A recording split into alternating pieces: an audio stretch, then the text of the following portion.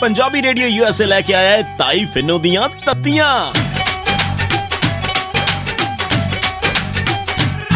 जदों तत्तियां सुनाइयां नी बड़ा दुख लग्या, बड़ा दुख लग्या। बई मैं तो सच्ची गल करदी आ, बुरी तो आपे लग जांदी आ। जदों तत्तियां सुनाइयां नी बड़ा दुख लग्या, बड़ा दुख लग्या।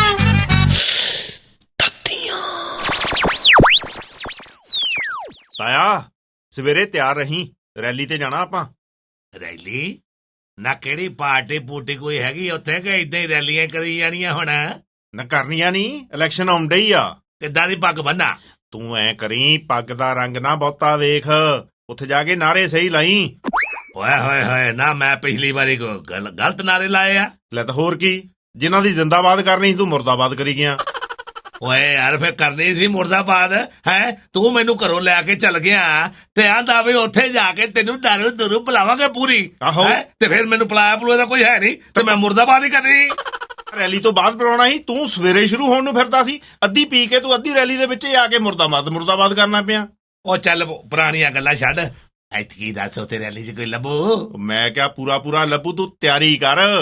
ਚੱਲ ਠੀਕ ਆ ਫੇ, ਮੈਂ ਕਹਿੰਦਾ ਦਰਮਿਆਨੀ ਜੀ ਪੱਗ ਬੰਨ ਲੈਣਾ।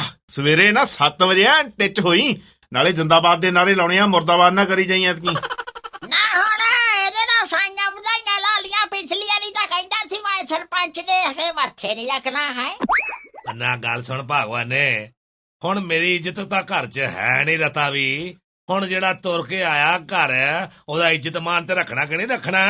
ਉਹਨੂੰ ਕੀ ਕਹਾਂ? ਨਾ ਤਾਂ ਉਹਨੂੰ ਸਿੱਧਾ ਕਹਿੰਦਾ ਪਈ ਤੇਰੀ ਪਾਰਟੀ ਨੂੰ ਅਸੀਂ ਵੋਟ ਨਹੀਂ ਪਾਉਣੀ ਐਤਕੀ। ਉਹ ਵੋਟ ਨਹੀਂ ਪਾਉਣੀ ਤਾਂ ਨਾ ਸਹੀ, 4 ਦਿਨ ਰੌਣਕ ਮੇਲਾ ਤਾਂ ਵੇਖਣ ਦੇ। ਆਹੋ ਕੋਈ ਦਾਰੂ ਸਿੱਕਾ ਮੁਖਦਾ ਤੇ ਪੁੱਛ ਕੇ ਵੱਖਰੀ। ਪੱਗ ਬੰਨਣੀ ਰਗਾ ਨੇ ਅੱਜ ਠੋਕ ਕੇ ਸੱਚੀ ਨੀ ਤੇਰੀ ਚੁੰਨੀ ਰੰਗ ਦੀ। ਜਾ ਉੱਠ ਖੜੀ ਹੋ, ਕੱਢ ਲਿਆ ਪੱਗ ਅੱਜ ਆਪਣੀ ਚੁੰਨੀ ਰੰਗੀ। ਬੇ ਪਰੇ ਮਾਰੋ ਐਸ ਮਰੇ ਤੈਨੂੰ ਦੱਸ ਮੈਂ ਗੱਲਾਂ ਸੁਝਣ ਦਿੰਦਾ ਇਦਾਂ ਦੀਆਂ ਚੁੰਨੀ ਰੰਗ ਦੀ ਤੂੰ ਪੱਗ ਬੰਨੇ ਦਿਆ। ਜਿਹੜੇ ਟਾਈਮ ਤੇ ਲੋੜ ਸੀ ਉਦੋਂ ਤਾਂ ਤੂੰ ਮੇਰੀ ਚੁੰਨੀ ਨਾਲ ਦੀ ਪੱਗ ਨਾ ਬੰਨੀ। ਸਾਰਾ ਮੂਡ ਖਰਾਬ ਕਰਤਾ ਦੇਸੀ ਲੇਡੀ। ਆਜਾ ਅੰਦਰੋਂ ਫੜ ਲਿਆ ਉਹੀ ਚਿੱਟੇ ਰੰਗੀ ਪੱਗ। ਆਪਣੇ ਕੋ ਕਿਹੜੀਆਂ 20-25 ਪੱਗਾਂ?